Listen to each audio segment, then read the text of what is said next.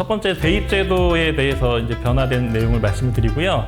그리고 이제 생활기록부 때문에 굉장히 어렵잖아요. 그래서 엑셀을 가지고 좀 활용하실 수 있는 방법 말씀드리고, 제일 중요한 오늘 이제 독서를 어떻게 한번 지도할 수 있을까, 그 말씀을 제가 했던 사례를 중심으로 소개해 드리도록 하겠습니다. 다른 과목 선생님들은 어떻게 기록하시는지를 좀 이렇게 보시면 굉장히 다양한 아이디어가 또 생각이 나실 수가 있거든요.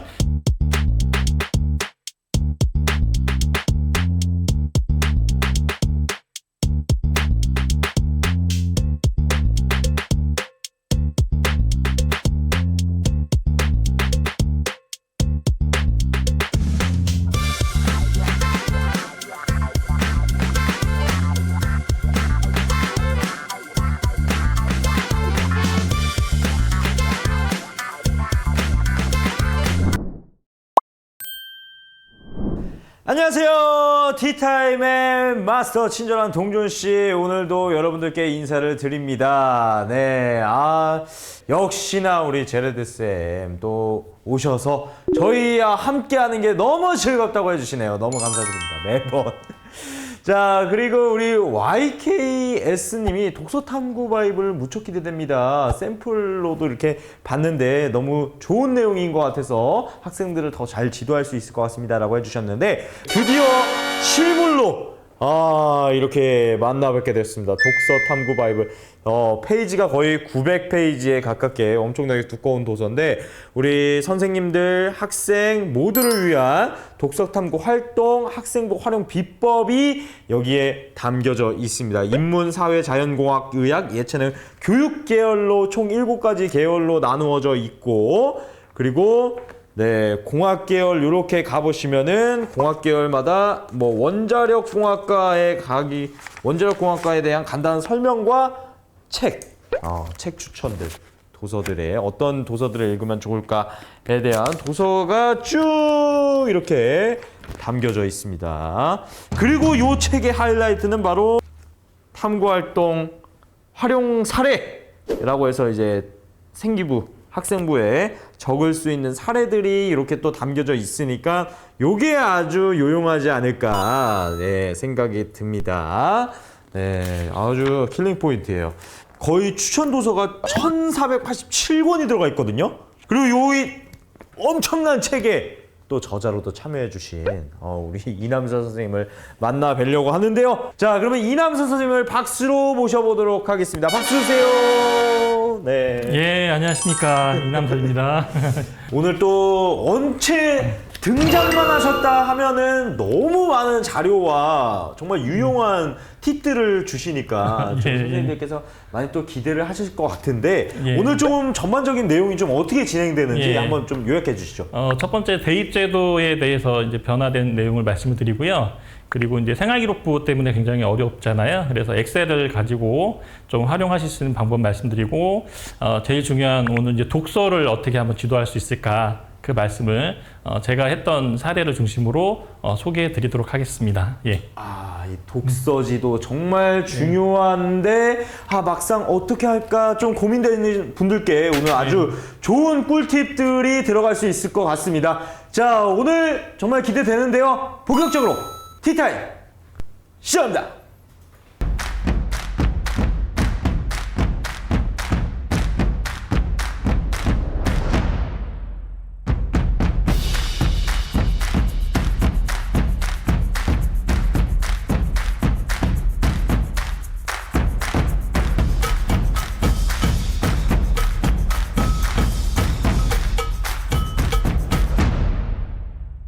예, 선생님들 이제 바로 강의 시작하도록 하겠습니다. 대입제도에 대해서 먼저 말씀을 좀 드려보도록 하겠습니다. 먼저 제 소개를 드리면, 현재는 이제 진로진학 상담교사로 근무를 하고 있고, 전에는 이제 과학교사, 물리교사로 근무를 했었습니다. 4가지 주제로 말씀을 드릴 거고요. 이제 대입제도 말씀을 드리고, 또 이제 생활기록부 기재에 대한 말씀을 드리고, 세 번째 이제 엑셀을 활용한 방법을 설명을 드리고, 마지막으로 독서활동 지도 방법에 대해서 설명을 드리도록 하겠습니다.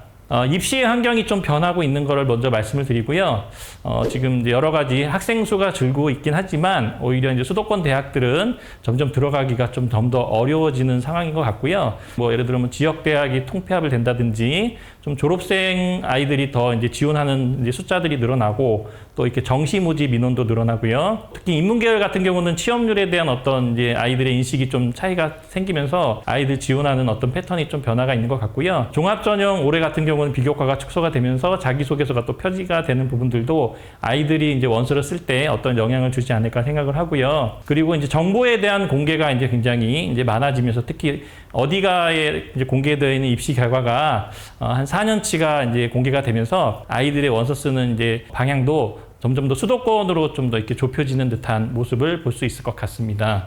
대입제도는 많이 들으셔서 아시겠지만 왼쪽에 있는 수시 모집 4가지와 오른쪽에 있는 정시 모집 2가지로 이렇게 분류되는 거를 보실 수가 있고요. 올해 이제 3학년 2024학년도는 수시 모집이 79%까지 선발이 되는 것을 보실 수가 있고, 그리고 2학년 자료가 이제 가장 최신 자료죠. 2025학년도 자료를 보시면 수시 모집이 79.6%까지 전국에 있는 일반 대학 기준 통계를 보실 수가 있습니다. 2025학년도, 그러니까 현재 이제 2학년 아이들이겠죠. 2학년 아이들의 수도권 대학 자료를 보시면 교과 전형이 672명 늘어나고요. 종합 전형이 한 400명 줄어드는 거를 이제 보실 수가 있습니다. 학교마다 이제 늘어나고 감소하고 이런 변화가 있고요.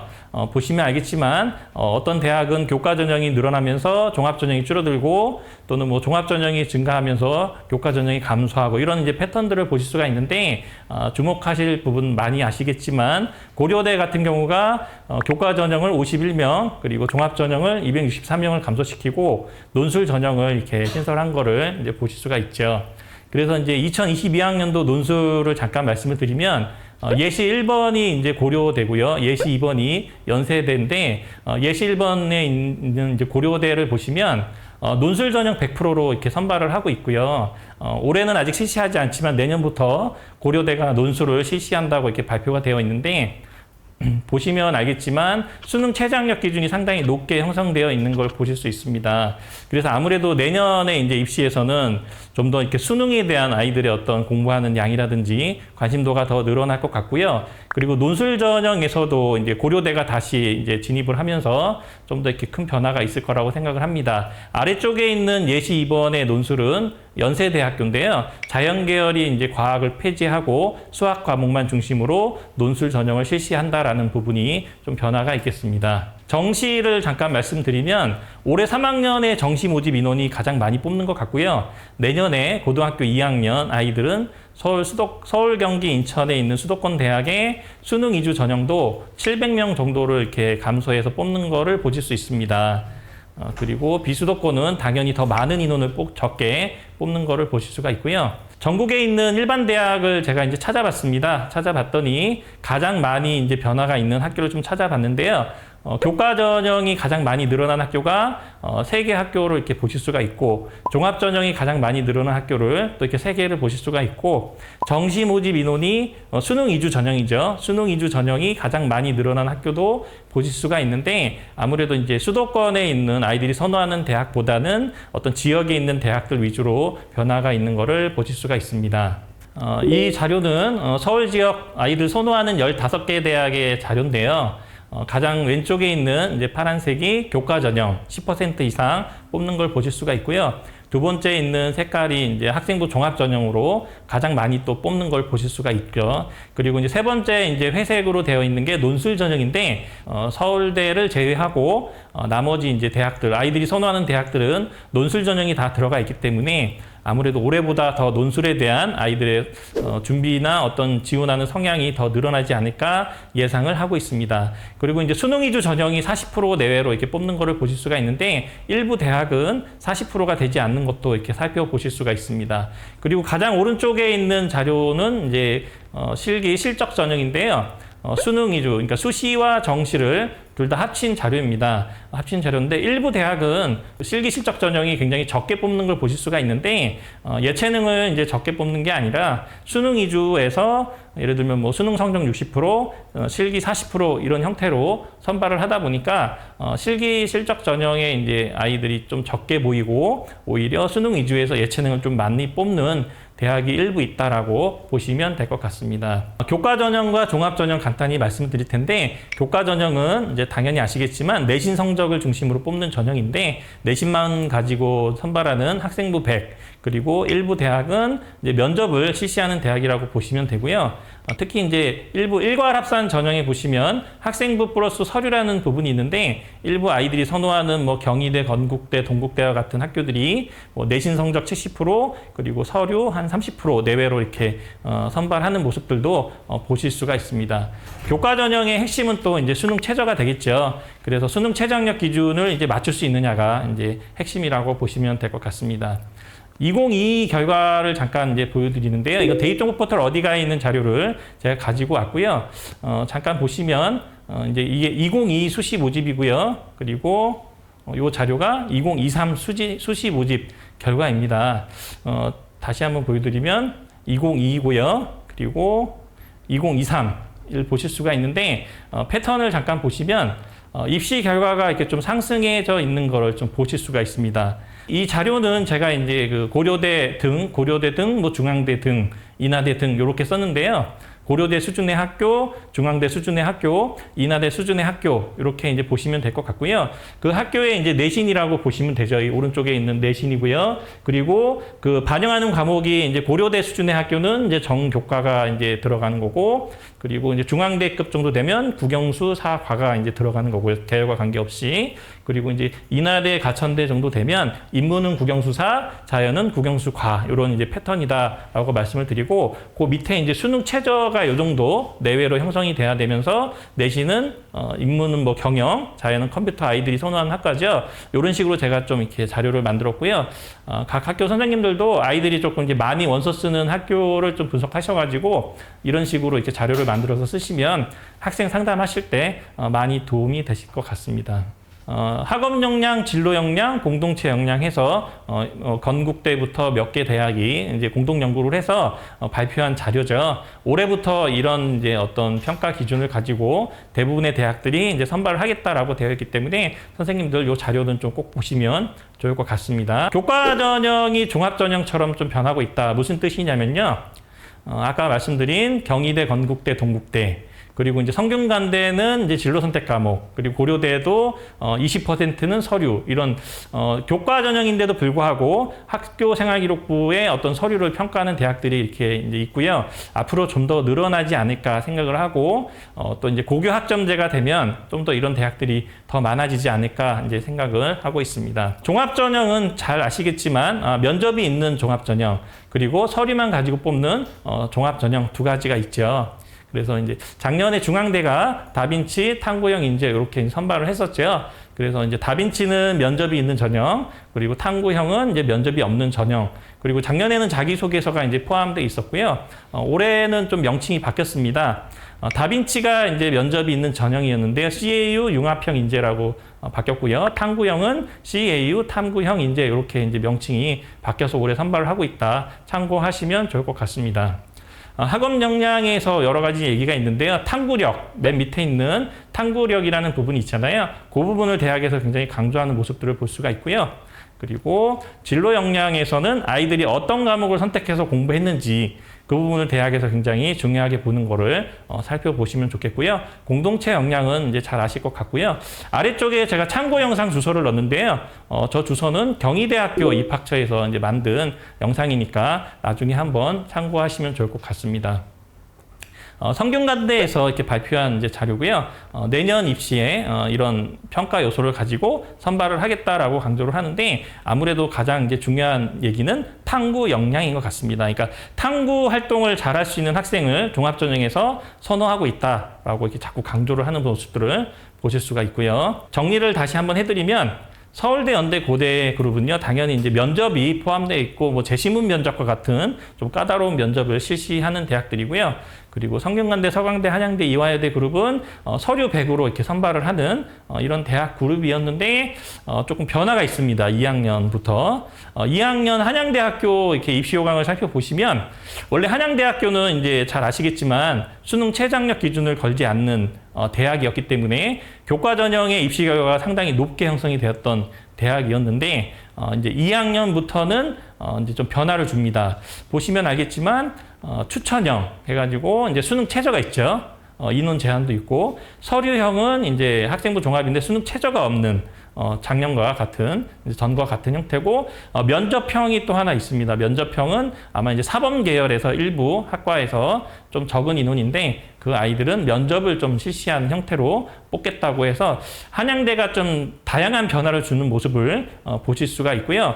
수능 최저가 없었던 대학인데 수능 최저를 걸었기 때문에 아무래도 이제 한양대를 준비하기 위해서는 기본적으로 수능 공부에 대한 또 중요성이 강조가 될 것 같습니다. 그리고 이제 대부분의 대학들은요, 이렇게 두 가지 형태를 다 이제 운영을 하고 있습니다. 서류에 이제 면접을 보는 전형, 그리고 서류만 가지고 뽑는 전형, 이렇게 운영을 하고 있다. 보시면 될 것 같습니다. 종합전형에 이제 교과 전형하라고 제가 이렇게 쓰긴 했는데 이유는 뭐냐면 올해 이제 다양한 뭐 이렇게 뭐 수상도 빠지고 독서활동도 빠지고 자유동아리도 이렇게 이제 반영이 안 되면서 아무래도 대학에서 종합전형을 이제 평가할 때 여러 가지 다양한 요소를 평가를 하겠지만 예년보다는 아무래도 입시 결과를 나중에 봤을 때 좀 더 이렇게 성적이 좀 더 상승하는 효과가 나타나지 않을까 좀 예상을 하고 있기 때문에 그런 부분을 좀 감안해서 아이들 지도를 하시면 좋을 것 같습니다. 올해 이제 나와 있는 대입정보 119 자료인데요.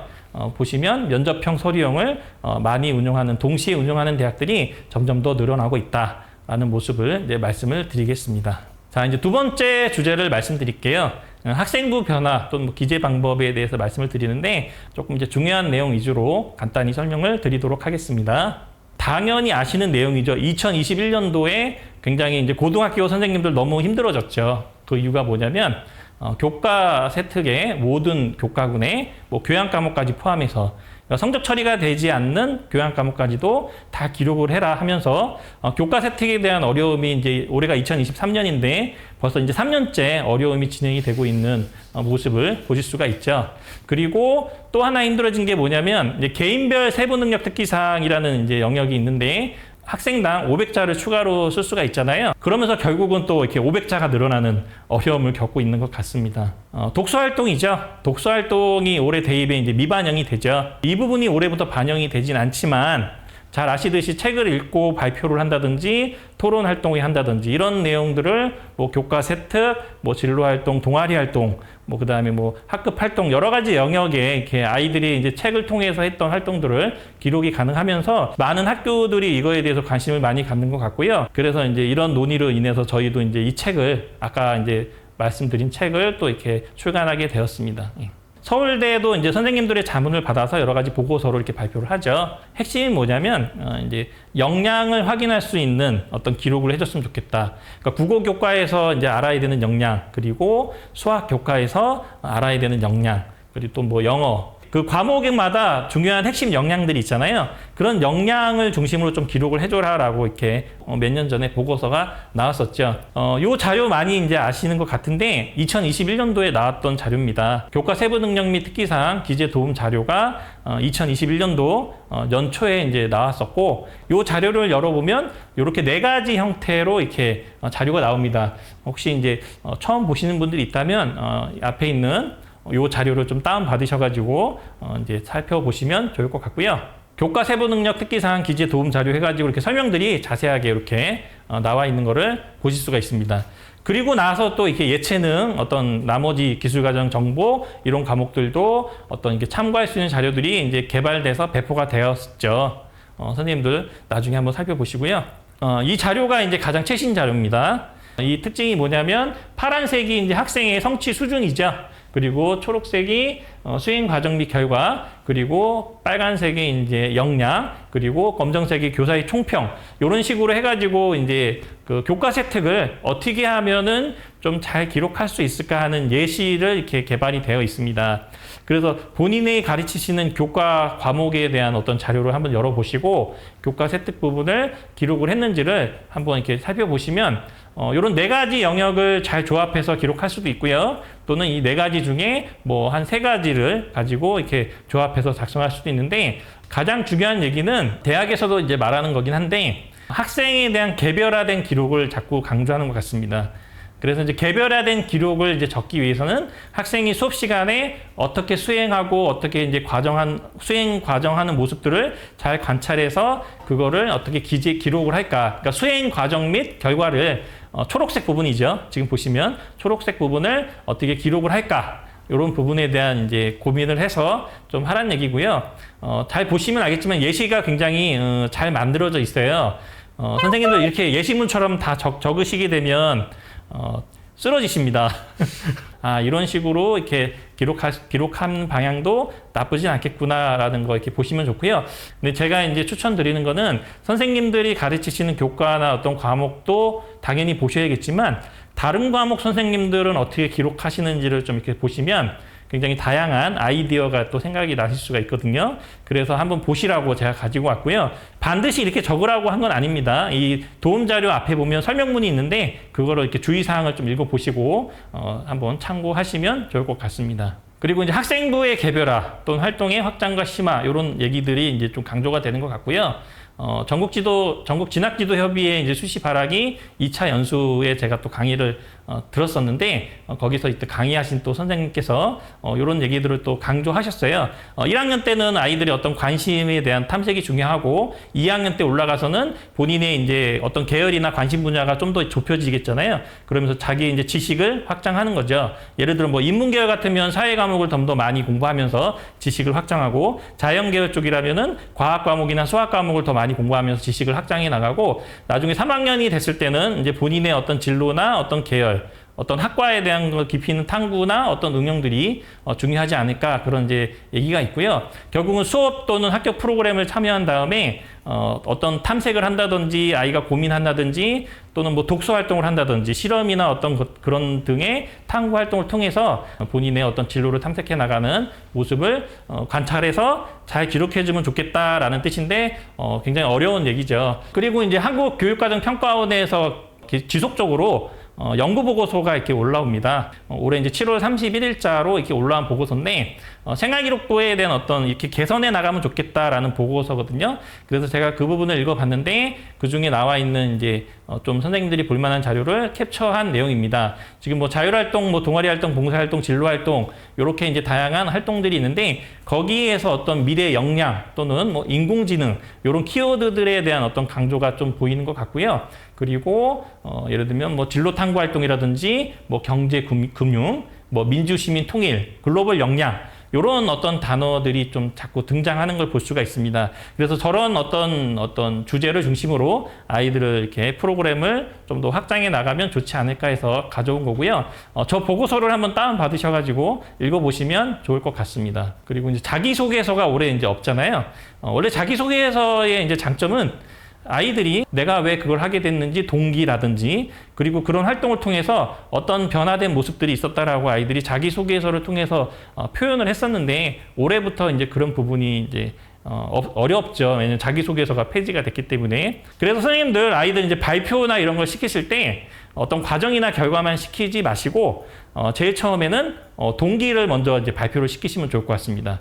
내가 왜 이걸 하게 됐는지, 이 책을 왜 읽게 됐는지, 이런 주제를 왜 정하게 됐는지 그런 동기를 먼저 이렇게 시작할 때 발표를 시키시고 그 다음에 과정이나 결과가 끝난 다음에 제가 이런 탐구 과정을 통해서 이 보고서 작성을 통해서 이런 어떤 탐색을 통해서 어떠한 모습이 변화가 되었습니다. 또는 앞으로 어떠한 노력을 더 할 겁니다. 또는 앞으로 이러한 계획을 세워서 하려고 이제 추진 중에 있습니다. 이런 부분들을 이렇게 발표를 시키시면 동기나 어떤 변화된 모습들을 관찰하셨기 때문에 선생님들이 그런 부분들도 학교 생활기록부에 또 기록을 하실 수가 있겠죠. 그래서 동기나 변화된 모습들도 시작과 끝부분에 발표 과정 중에 좀 넣어서 해주시면 좋지 않을까 이제 생각을 하고 있습니다. 2022학년도 이제 고교학점제 추진 계획 해가지고 작년에 나왔던 자료인데 뭐 이제 선택 과목이 하나 융합 선택이라는 게 늘어나죠. 그리고 최근에 이제 확정이 됐죠.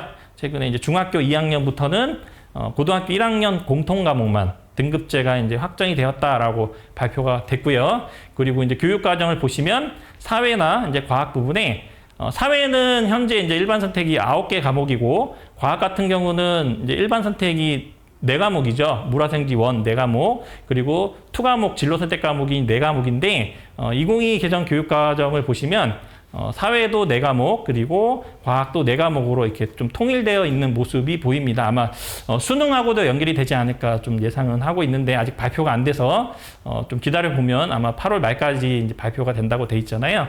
나중에 한번 소식을 보시면 좋을 것 같고요. 보시면 알겠지만 고교 학점제가 이제 시행이 되면 교과서가 학기별로 다 쪼개집니다.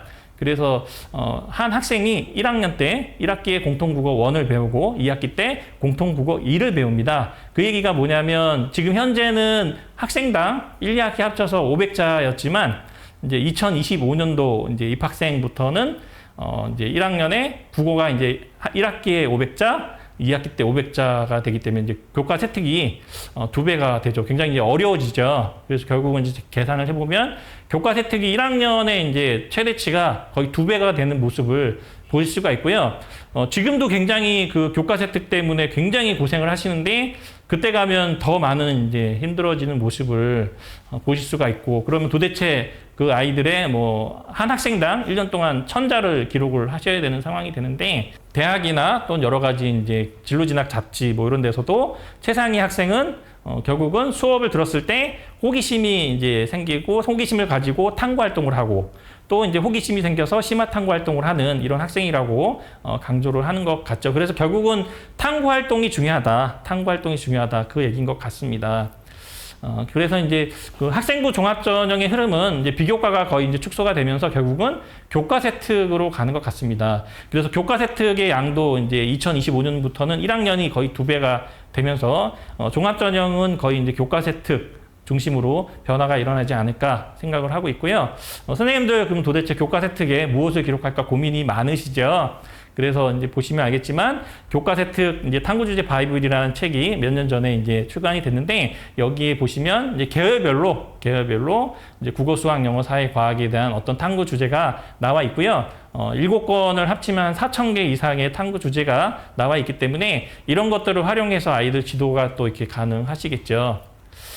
결국은 이제 선생님들 교과 세특을 많은 학생을 이제 기록을 하셔야 되는데, 보시면 아까 말씀드린 이제 교과 세특 탐구 주제 바이블도 있고요. 뭐 교양 과목도, 예체능 과목도 다 이제 나와 있습니다. 출간이 되어 있고, 또 이제 학생부 바이블이라는 책이 있는데, 여기에는 저런 탐구 주제를 가지고 이제 활동을 했을 때 어떻게 기록을 할 수 있을까에 대한 예시문들이 학생부 바이블에 있습니다. 저 책도 나중에 참고하시고, 오늘 또 이렇게 소개가 된 왼쪽에 있는 독서 탐구 바이블이라고 있잖아요. 독서 탐구 바이블을 보시면 거기 이제 그 아이들 독서 활동을 지도하시고 또 생활기록부 예시문까지 다 포함이 되기 때문에 참고하시면 많은 도움이 되실 것 같습니다. 자, 이제 세 번째 주제로 말씀을 드리도록 하겠습니다. 엑셀을 이제 제가 가지고 프로그램을 몇 개를 만들었는데요. 학교 생활기록부 중에 이제 교과 세특이죠.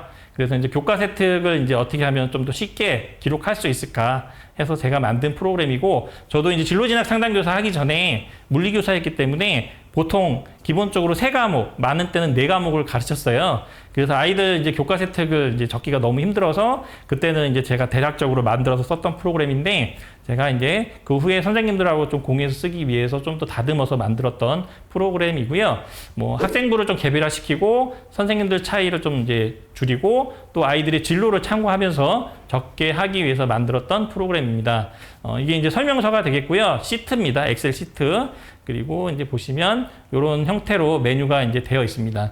만약에 선생님들이 근무하시는 선생님들이 전체가 다 쓰신다면 학적 진로 입력하기를 이렇게 선택하셔가지고 거기에 이제 어떤 내용을 넣냐면 아이들 1학년, 2학년, 3학년 이제 전교생의 학년반 번호, 그리고 이름, 그리고 진로 희망을 다 넣어서 입력을 해가지고 선생님들 전체를 배포하셔서 쓰시면 굉장히 편리합니다. 만약에 여기 이제 전교생의 이제 1, 2, 3학년 성명, 진로 희망이 다 들어가 있다라고 가정을 할게요. 가정은 하고 여기 있는 메뉴를 이렇게 입력하셔가지고 과목명을 좀 바꿔서 쓰시면 좀 편합니다. 편하시고 그리고 아까 말씀드린 이제 교과 역량이 있잖아요. 핵심 역량. 그래서 제가 이것도 이제 보시기 편하도록 교과를 선택하시면 핵심 역량이 나오도록 제가 이렇게 좀 만들었습니다.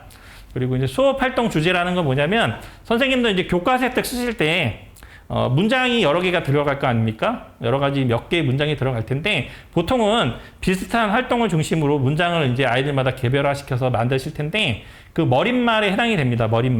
머릿말에 해당이 되고요. 예를 들어서 뭐 물리학 발표 수업에서 뭐 물리학 실험에서 그리고 뭐 이런 식으로 이렇게 주제를 머릿말을 미리 만들어 놓고 쓰시면 좋고요. 이거를 만든 목적은 제가 이제 선생님들이 동일 과목을 뭐 혼자서 가르치시는 게 아니고 두 분, 세 분이 가르치실 때도 있어요. 그러면 그 두 분, 세 분이 가르치실 때 이런 부분도 같이 좀 이렇게 협의를 먼저 하셔가지고 교과 세특을 쓰실 때 요러한 주제를 중심으로 좀 쓰면 좋겠다 논의하셔서 작성하시면 그 학급 간의 차이가 좀 더 줄지 않을까 해서 말씀을 드립니다. 그래서 예를 들어서 이제 첫 번째 과목이 물리학 1이다. 그래서 이제 물리학 1을 이제 선택하시면 교과 세특 1 시트가 이제 뜨는데요. 이곳에 이제 학년반 번호를 넣으시면 됩니다. 아까 이제 처음에 학적 진로 입력하기에 아이들 전교생의 아이들의 학적과 진로가 다 들어가 있다고 가정하면 가르치시는 과목이 있는데 물리학 1인데 그 물리학 1의 학년반 번호를 입력하시면요. 학번, 성명, 진로 희망이 자동으로 뜨게 돼 있습니다. 왜 그러냐면 앞에서 다 입력을 해놨기 때문에. 그리고 제가 만든 부분이 보시면 이렇게 자율평가라는 부분이 있고 그리고 활동 1, 2, 3부터 15까지 이렇게 만들어 놨는데요. 이 자율평가는 뭐냐면 그 수업 시간에 굉장히 우수한 아이들이 있잖아요. 그래서 우수한 아이들은 좀 더 이렇게 자세하게 종합평가처럼, 종합의견처럼 뭐 적어 주실 수도 있거든요. 그래서 그 부분을 자율평가라는 부분에 이렇게 기록을 하는 겁니다. 이 부분에 이제 기록을 하는 거고, 그리고 두 번째, 그 활동 1부터 이렇게 이 부분은 아까 이제 주제를 정했잖아요. 활동 주제가 이렇게 이제 위에 입력이 돼 있습니다. 입력이 돼 있고, 예를 들어서 첫 번째 학생이 물리학 발표 수업에서 뭐 힘과 운동에 대해서 설명했답니다. 그러면 여기 기록을 해주시면 되고요. 그리고 물리학 실험을 했는데 실험에서 뭐 실험 도구를 잘 사용한다라고 이렇게 입력을 하시면 첫 번째 학생은 여기 수업 태도가 바르고 그 다음에 요 오른쪽에 보시면 요 내용이 다 합쳐져서 자동으로 문장이 완성이 되고요. 자, 두 번째 학생을 잠깐 볼게요. 두 번째 학생은요, 수업 시간에 열심히 참여하지 않는 학생인 것 같습니다. 그래서 별로 이렇게 내용이 없는데, 물리학 실험은 이제 수행평가죠. 수행평가를 해서 보니까 그래도 오차의 원인을 잘 분석했습니다. 그래서 요 내용이 들어가 있는 거죠. 선생님들이 이렇게 작성을 하셔가지고 완성된 거를 나중에 이렇게 잘 다듬으시면 여기 왼쪽에 보시면 아이의 이제 학번, 성명 그리고 진로 희망도 뜨고요. 그 다음에 글자 수하고 바이트 수까지 나올 수 있도록 제가 이렇게 만들어 놨기 때문에 이걸 한번 활용해 보시면 좀 더 아이들 교과 세특 작성하시는데 도움이 될 것 같습니다. 그 다음에 이제 동아리 활동도 마찬가지입니다. 선생님들 동아리 활동 다 지도하시잖아요. 그래서 동아리 활동 들어가셔가지고 학년반 번호를 이렇게 띄엄띄엄 보통 돼 있겠죠. 여러 반에서 아이들이 오기 때문에. 그럼 입력을 하시면 동아리 활동을 이렇게 지도하는 아이들의 학번, 성명, 진로 희망이 자동으로 나오게 돼 있습니다.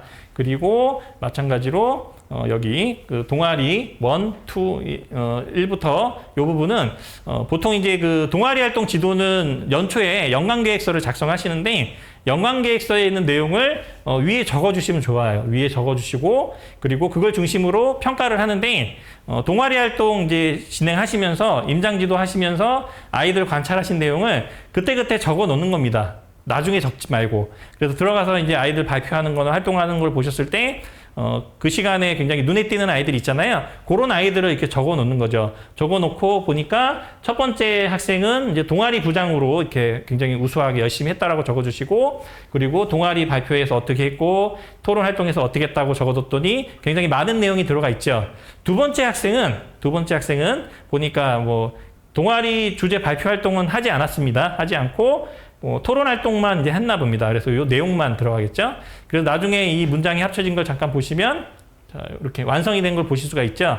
첫 번째 학생은 굉장히 다양한 내용들이 이렇게 합쳐져 있는 걸 보실 수 있고요. 두 번째 학생은 토론 활동 한 것만 적어지는 걸 볼 수가 있습니다. 그래서 문장이 이렇게 자동으로 완성되게 만들어졌기 때문에 좀 편리합니다. 물론 이게 불편하신 선생님들도 있을 수 있는데 사용하신 많은 선생님들이 굉장히 편리하다라고 이렇게 하시는 것 같아요. 그래서 지금 이제 공유를 해드리니까 활용해 보시고요. 올해 또 만든 프로그램이 하나 있습니다. 올해 담임 선생님들이 학교생활기록부에 굉장히 많은 영역들을 또 기록을 하시잖아요. 예를 들면 뭐 진로활동, 동아리활동, 동아리는 아니죠. 진로활동, 자율활동, 개인세특, 그리고 종합의견을 작성을 하시잖아요. 그것도 마찬가지로 여기 그 좀 전에 말씀드린 교과서 혜택 프로그램과 유사하게 만들어 놨어요. 그래서 비슷하게 사용을 하시는데 얘의 장점은 뭐냐면 이렇게 한 장으로 출력을 할 수 있습니다.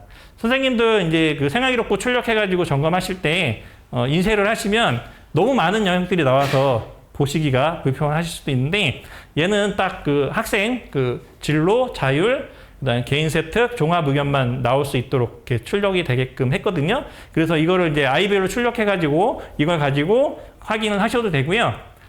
예를 들어서 종합 의견은 종합 의견은 안 보이게 하고 싶을 수도 있잖아요. 선생님 출력하셨을 때. 그러면 요 글자를 흰색으로 바꾸시면 됩니다. 글자를 지우시는 게 아니라 글자 색깔을 흰색으로 바꾸시면 당연히 흰색은 안 보이겠죠. 종이가 흰색이니까. 그렇게 하셔가지고 출력을 하시는 방법도 있거든요.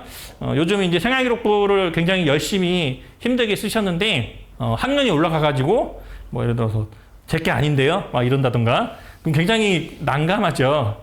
근데 그런 일이 실제로 많이 일어나고 있습니다. 학교마다 어려움 겪는 일이 많은 것 같은데 선생님들이 굉장히 힘들게 여러 가지 고생하면서 쓰셨는데 학년이 바뀌었을 때 뭐가 잘못됐다던가 아이의 내용이 아니라던가 그러면 너무 이제 힘들죠. 그래서 그런 일이 없도록 저도 담임을 거의 17년 정도 했거든요. 하면서 이제 제가 이런 게 있으면 좋겠다 해가지고 올해 이렇게 만들어서 배포한 프로그램이니까 선생님들 한번 담임 선생님들 용이죠. 담임 선생님들 혹시 필요하시면 다운받아서 활용하시고 주의사항은 여기 이제 학년 반만 바꾸시면 돼요. 학교 이름 바꾸시고 그 다음에 아이들 이름만 넣어서 이렇게 쓰시면 편리하게 쓰실 수 있을 것 같습니다. 마지막으로 이제 독서활동에 대해서 말씀을 드리겠습니다. 제가 이제 작년에 독서활동을 지도를 했고요. 올해도 또 했습니다. 그거를 이제 했던 것들을 좀 공개해 드릴 테니까 선생님들 혹시 도움이 되시면 한번 적용해 보시면 좋을 것 같습니다. 독서활동 지도하다 보니까 아이들이 가장 많이 또 물어보는 게 뭐냐면 선생님 무슨 책을 읽어야 되나요? 이렇게 또 물어보더라고요. 그러면 이제 1학년 아이들은 이제 진로활동이라고 가정하고 말씀을 드리면 1학년 아이들은 아직 확실하게 희망 학과가 결정이 되지 않았으니까 어떤 계열과 관련된 책을 읽으면 좋겠다. 보통 7개 계열로 보통 얘기하잖아요. 그래서 7개 계열과 관련된 책들을 찾아보면 좋겠다. 그렇게 이제 추천을 했고요. 2학년 정도 되면 학과라기보다는 학부가 또 있잖아요. 뭐 기계, 전기, 전자 이렇게 묶여 있잖아요. 그래서 묶여 있는 학부와 관련된 책을 읽으면 좋지 않을까. 그리고 3학년에 가서는 원서를 써야 되기 때문에 학과를 정해서 그 과에 맞는 도서를 읽고 활동을 하는 게 중요하다라고 이렇게 설명을 했습니다.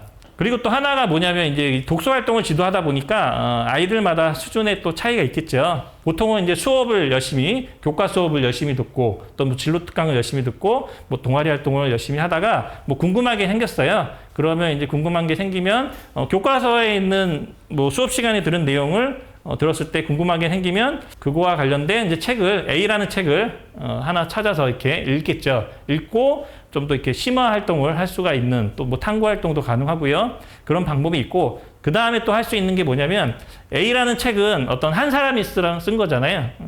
근데 이제 A라는 사람이 쓴 책을 하나 있고 B라는 사람이 쓴 책을 읽는 거죠. 그러니까 사람이 달라지면 보는 관점에 또 차이가 다를 수가 있거든요. 비슷한 내용으로 전개는 하지만 책을 읽어보면 약간의 해석하는 방법이라든지 접근하는 방식이 다를 수 있기 때문에 A라는 책을 읽고 B라는 책을 읽고 뭐 비교해 본다든지 공통점을 찾는다든지 뭐 차이점을 찾아본다든지 하면서 뭐 나중에 뭐 발표를 한다든지 보고서를 쓴다든지 하는 활동이 가능할 것 같고요. 더 나아가서 정말 이제 쉽진 않겠지만 더 이제 훌륭한 학생이라면 A와 B라는 책 좀 비슷한 관점의 책이고요. C는 완전히 이제 반대가 되는 반대 의견을 제시하는 또는 상반된 의견을 제시하는 정반대의 책을 하나 더 읽는 거죠. 그러면 책을 3권을 읽고 이제 아이가 탐구 활동을 할 수 있습니다. 그러니까 A와 B는 관점이 비슷하지만 이제 글 쓴 작가가 다른 거고 글쓴이가 다른 거고 C는 완전히 이제 그 관점이 다른 책을 읽고 하면요 굉장히 다양한 깊이가 있는 독서 활동이 되고 그거를 잘 분석해서 탐구 활동을 할 수 있지 않을까 해서 저희 아이들에게도 제가 근무하는 학교 아이들에게도 이렇게 이제 설명을 하고 있습니다. 그리고 이제 작년에 제가 했던 겁니다. 이게 작년에 제가 1학기 때는 2학년 한 200명 그리고 2학기 때는 1학년 200명 정도의 아이들을 데리고 실제로 했던 거를 이제 말씀을 드리는데 너희들이 한번 진로 시간에 독서 활동을 하고 자기소개서에 서울대 자기소개서에서 있었던 내용들을 한번 같이 발표하고 공유하면 좋겠다 했던 거고요. 그래서 그거에 대한 양식을 제가 따로 만들었습니다. 이렇게 한글 파일로. 그래서 한글 파일로 이렇게 뭐 책을 읽게 된 계기, 책에 대한 평가, 그리고 자신에게 준 영향, 이런 식으로 이제 자료를 만들어서 한글 양식을 만들어 가지고 아이들에게 책을 좀 먼저 읽게 하고요. 그리고 이제 이거를 한번 적게 했습니다. 기록을 하게 한 다음에 발표를 하고 싶었는데 진로 활동 시간이 일주일에 1시간이다 보니까 발표를 하면 한 학기 내내 그것만 하다가 이제 끝나잖아요. 그래서 발표를 하지 못했고 아이들에게 어떻게 했냐면 패들릿을 활용해 가지고 이제 영상을 만들어서 올려라. 라고 이제 했었습니다. 선생님들은 이제 교과 선생님일 수도 있기 때문에 뭐 수행 평가를 연계해서 하실 수도 있고요. 아니면 기말고사 또는 뭐 이렇게 중간고사가 끝나고 뭐 희망하는 학생만 또 이렇게 실시해서 적어 주실 수도 있을 것 같습니다. 그래서 이런 패들링 양식을 만들어 가지고요. 아이들에게 이제 공유를 했고요. 영상을 만들 때는 이제 어떤 프로그램을 쓰게 했냐면요. 반디캠이라는 프로그램을 사용하도록 좀 안내를 해줬습니다. 아이들은 무료로 쓸 수가 있습니다. 그래서 반디캠이라는 프로그램이 있는데 굉장히 편리하게 동영상을 만들 수가 있거든요. 그래서 이제 반디캠을 만드는 이렇게 영상을 아이들에게 간단한 영상을 좀 설명해주고 이거를 이제 패들릿에도 공유를 했습니다. 그래서 아이들에게 영상을 3분 이내로 만들어라. 3분 이내로 만들고 파워포인트를 만들어서 발표를 해도 좋고 단 중요한 거는 주의사항은 본인의 목소리가 꼭 들어가야 된다.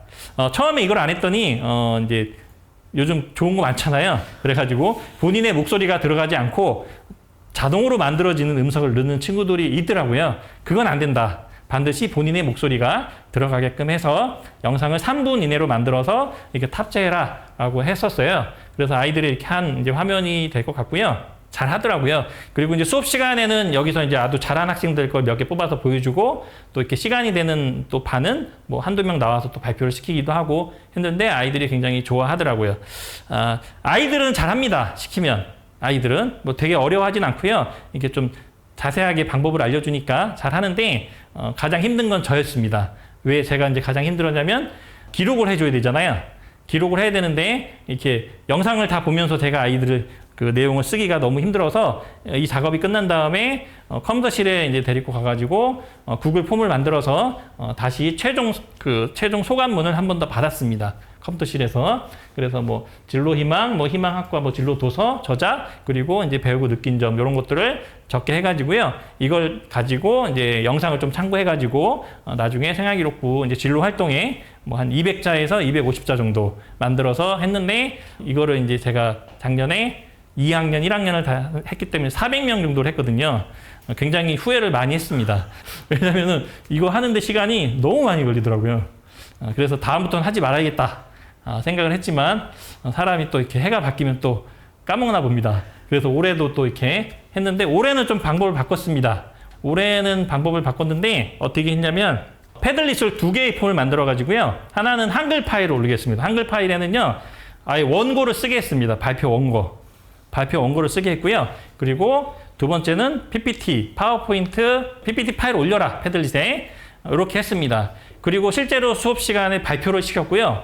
1시간에 한 10명까지 발표를 할 수가 있습니다. 3분 이내로. 왜 가능하냐면 이 패들릿에 파워포인트 파일을 올리면요. 바로 슬라이드 쇼를 이렇게 넘기게 할 수가 있거든요. 그래서 제가 아이들은 뭐 누구 나오세요 하면 제가 이렇게 띄워놓고 바로 발표하게 하고 끝나면 들어가는 동안에 그 다음 학생 거를 띄워놓고 하기 때문에 들어가고 나오고 하는 시간 정도밖에 소요가 안 되거든요. 그래서 1인당 3분 정도 발표하면요. 10명 정도는 충분히 발표가 가능하더라고요. 물론 이제 아이들이 파워포인트를 올려야 돼요. PDF 파일은 좀 불편합니다. PDF 파일을 올리면 좀 이렇게 슬라이드 쇼를 하기가 쉽지가 않더라고요. 그래서 파워포인트 파일을 올려놓고 하니까 아이들 한 반당 한 3시간 정도면 다 발표가 가능하더라고요. 30명 정도 내외가 되기 때문에 요즘은 30명이 좀 안 되죠. 대부분. 그래서 이제 요 양식이 이제 한글 파일 양식이고요. 대신에 이제 여기 이제 발표하는 원고를 쓰고 요 중간에 키워드를 쓰게 했습니다. 키워드. 핵심 키워드. 그리고 파워포인트도 제가 양식을 만들어 줬어요. 그래서 어떻게 만드냐 이렇게 했는데 첫 표지는 책 제목하고 뭐 저자명 그리고 책 표지 이렇게 사진을 넣고 그리고 여기 PPT에는요, 핵심 키워드 단어를 넣어라, 그냥. 키워드를 넣고 관련된 사진을 한 장 정도 이렇게 글자만 있으면 좀 심심하니까 사진 하나 넣고 그 다음에 키워드를 넣고 그리고 발표를 해라. 이렇게 이제 했거든요. 그러니까 파워포인트 만드는 시간도 별로 걸리지 않습니다. 그러니까 이 왼쪽에 있는 원고만 잘 쓰면요. 파워포인트는 뭐 PPT 만드는 거는 몇 분이면 만듭니다. 사실은 엄밀하게 말씀을 드리면. 그래서 이렇게 시간을 절약을 시켰고요. 아이들한테 시킬 때. 또 이제 나와서 발표하는 시간도 절약하기 위해서 패들릿을 활용해서 했더니 아이들도 굉장히 좋아했고요. 저도 또 아이들이 발표하는 모습을 직접 관찰을 하니까 저 입장에서도 굉장히 좀 좋았던 것 같습니다. 독서를 이제 활용한 이제 탐구 활동이 가능한가 해서 학업 역량, 뭐 진로 역량, 공동체 역량 해봤는데요. 영역별로 만약에 이렇게 책을 한 권씩 교과 세특은 6과목이라고 했을 때 1, 2, 3학년 하면 한 30권 정도 가능하지 않을까 생각을 했고요. 나중에 이제 2025년이 되면 1학년 같은 경우는 이제 굉장히 글자 수가 늘어나잖아요. 그때 선생님들 여러 가지 이제 1인당 500자, 500자, 1000자를 쓰셔야 되는데 1학년 교과 선생님들은 굉장히 이제 어떤 내용을 쓰실까 고민이 많으실 텐데 독서 활동을 시키시는 것도 나쁘진 않을 것 같아요. 그래서 1학년에 이제 만약 숫자가 늘어난다 그러면 독서 책에 대한 어떤 개수도 많이 늘어날 거라고 생각을 하고요. 생활기록부에 이런 내용들이 평가가 가능할까 이제 연구해 봤는데요. 학업 역량 보시면 탐구력이 있잖아요. 탐구력. 지적 호기심을 바탕으로 문제를 해결한 지적 호기심이 있는 학생은 책을 읽겠죠. 그래서 독서는 지적 호기심의 굉장히 중요한 부분이 아닌가 말씀을 드리고요. 근데 공동체 여기 진로죠, 진로 역량 아래 보시면 진로 역량에 보시면 자신의 이제 진로를 탐색하는 과정에서 이루어진 활동, 경험 이것도 독서가 포함이 되겠죠, 선생님들. 그리고 마지막으로 공동체 역량을 보시면 협업과 소통 능력인데요. 책을 읽어야 소통이 가능하지 않겠습니까? 그래서 학업 역량, 뭐 진로 역량, 공동체 역량에서도 독서 활동은 굉장히 의미가 있겠다 이제 생각을 했습니다. 그래서 아까 좀 전에 소개해드린 요 이제 독서 탐구 바이블이 저도 이제 참여를 했고요. 이 책의 좋은 점은 계열별로 이렇게 또 학과별로 굉장히 관련된 자료를 정리했고 추천 도서를 다 찾아가지고 정리를 해놨습니다. 그리고 그거를 통해서 했던 활동을 생활기록부에서는 어떻게 기록할 수 있는지 예시문까지 다 만들어놨거든요. 그거 굉장히 힘들었습니다. 굉장히 많은 선생님들이 협업해서 만들었는데 그래서 선생님들 이 책 참고하시고 제가 이제 운영하고 있는 카페가 교사형 카페입니다. 진로진학 상담 무작정 따라가기 카페인데요. 제가 만들어 놓은 자료들은 다 여기 탑재가 돼 있고 공유를 하고 있으니까 활용하시고요. 그리고 이제 1만 시간 법칙이라는 카페가 있는데 이 카페는 이제 학생하고 학부용으로 만들었는데요. 여기에 이제 제가 입시 결과를 어디가에 있는 입시 결과를 4년치를 대학별로 묶어가지고 좀 보기 편하게, 상담하기 편하게 만들어 놨거든요. 그래서 하루에 요즘 조회수가 거의 3,000회가 됩니다. 요즘 그 수시 그 시즌이다 보니까. 그래서 선생님 들어와서 참고하시면 좋고요. 뭐 네이버에 제 이름 치셔도 이렇게 카페 2개가 검색이 돼요. 요즘은 워낙 많이 들어오는 것 같습니다. 자, 그래서 여기까지 해서 강의를 마치도록 하겠습니다. 예, 감사합니다. 지금 선생님들께서도 와 이거 엑셀 프로그램 진짜 정말 대박이다. 금손 능력자이신 거 아닌가? 라고 생각되고 이 책도 독서 탐구 바이블도 너무 좋은 책 같다. 그래서 아이들 이제 지도하기에 너무 좋다라고 말씀을 해주셨습니다. 그리고 아까 그 패들렛에서 독서 탐구 활동할 때 그 양식도 제가 다 패들릿 틀을 만들어서 지금 정리를 해놨으니까 주소만 공개해드리면 다 들어가서 다운 받으시면 될 것 같습니다. 작년에 했던 양식하고 올해 했던 양식하고 좀 분류를 해놨거든요. 그래서 선생님들 쓰시기 편한 걸로 쓰시면 좋을 것 같습니다. 그럼 아까 그 PPT 자료나 그런 것들은 학생들이 과제로 해오는 건가요? 그렇죠. 예, 그거는 이제 만들어 오는 거죠. PPT는. 아니면 컴퓨터실에 데리고 가서 시키셔도 됩니다. 금방 만듭니다. 아이들이. 근데 그 중요한 건 책을 읽는 게 중요한 거거든요. 책을 안 읽어서 진행이 안 되고 책을 읽기만 하면 뭐 원고를 쓴다든지 PPT 만드는 거는 잘 할 것 같습니다. 이게. 그럼 어떻게 그 책을 읽게끔 독려를 좀 하시나요? 그게 좀 약간만 읽고 막 이렇게 만들 수도 있는 거잖아요. 1시간은 같이 다 읽었고요. 책 다 가지고 오라고 그래서 본인이 이제 읽고 싶은 책을 읽었고 그 다음부터는 이제 좀 한 달 정도 지나고 나서 이제 보통은 이제 중간고사 끝나고 나서 이제 소감문을 쓰게끔 했거든요. 그래서 아이들 이제 이 활동을 하려면 3월 첫째 주에 시작을 해야 됩니다. 먼저. 만약에 이제 독서 활동을 하겠다 그러면 좀 학기가 진행된 다음에 하면 굉장히 어렵고요. 처음에 아이들을 만나면서부터 너희들하고 이런 활동을 할 테니까 미리 책을 선정해라. 요 이제 얘기를 하셔야 되고 무슨 책을 정했는지도 한번 조사해 보시는 것도 좋습니다. 그렇지 않으면 애들이 책을 안 정합니다. 또 지금 적어서 제출해라. 스마트폰에 이렇게 입력해가지고 그러면 이제 받을 수가 있고요. 받은 거를 아이들하고 또 같이 보면서 또 얘기하는 것도 괜찮습니다. 누가 어떤 책을 골랐다 이런 것들을요? 그렇죠. 서로 이렇게 관심 분야가 이렇게 반에 아이들이 있는데 무슨 책을 읽기로 서로 한 거다라고 이렇게 하는 것도 아이들도 서로 친구들에 대해서 또 이해할 수도 있고요. 또 이제 제가 지도할 때도 이런 책을 읽고 있구나 아이들이 또 이렇게 파악하고 진행할 수 있기 때문에 첫 번째는 무슨 책을 먼저 읽을지를 한번 조사해 보시는 것도 좋고요. 그리고 1시간 정도는 같이 한번 그 책을 가지고 와서 같이 읽자 하는 것도 좋습니다. 왜냐하면 그걸 안 하면 책을 또 안 삽니다. 읽을 때까지. 그리고 나중에 이제 어느 정도 시간이 지나고 나서 이제 소감문을 실제 이제 한글 파일 이렇게 출력해가지고 양식을 직접 한번 써보게 하는 것도 좋습니다. 그러면은 혹시나 그 교과 선생님들이 네. 조금 더 독서를 장려하게 위한 어떤 팁이나 뭐 그런 것들이 좀 있을까요? 교과 선생님들은 이제 탐구 활동을 만약에 아이들 개별화시켜서 하실 때 책을 하나씩 꼭 넣어서 해라라고 하시면 그 책을 뭐 어느 정도 읽고 그 책을 뭐 요약을 해가지고 본인이 발표할 때 근거 자료로 활용한다든지 뭐 그렇게 또 할 수가 있잖아요. 그런 식으로 유도를 하시면 책을 좀 보더라고요, 보기는. 어떻게 좀 지도하면서 좀 에피소드 같은 게 있었나요? 선생님 에피소드 뭐 좀 기억에 남는 에피소드나 아이들이 확인하지 않으면 안 한다 하는 거를 알았습니다. 확인하지 않으면 네, 선생님들이 해라 해놓고 이게 확인을 하지 않으면 그 단계별로 확인을 하나씩 하셔야 돼요. 확인하지 않으면 진행이 안 되고 있습니다. 책도 안 삽니다. 한 어느 정도 텀에 좀 확인을? 그러니까 이제 그 만약에 뭐 첫 시간에 아이들한테 먼저 공지를 하고 책을 이제 정해서 구입을 해라 그러면 책도 안 정합니다. 그래서 그 다음 주에는 수업 시간에 뭐 조사하는데 얼마 안 걸리니까 먼저 무슨 책을 살지를 제출해라. 그러면 이제 아이들이 정한 애들은 바로 제출을 하는데 안 정한 애들은 또 이렇게 있거든요. 그럼 거기서 적어도 뭐 예스24나 뭐 교보문고 사이트에 스마트폰으로 들어가가지고 찾아서 그 책을 정하진 않더라도 현재 너가 읽고 싶은 책을 제출을 해라. 그러면 이제 그 아이들도 진행을 하거든요. 그리고 나서 이제 뭐 한 2주 정도 있다가 그 책을 가지고 와라. 그러면 이제 대부분의 아이들은 아마 가져오지 않을까. 알겠습니다. 자, 오늘도 시간이 9시가 좀 훌쩍 넘어가지고 좀 마무리를 해야 되는데, 좀 이제 독서 지도나 어떠한 이제 대입 지도나 뭐 여러 가지 지도를 해야 되는 선생님들께 마지막으로 해주고 싶은 메시지가 있다면 마무리로 해주시면 감사하겠습니다.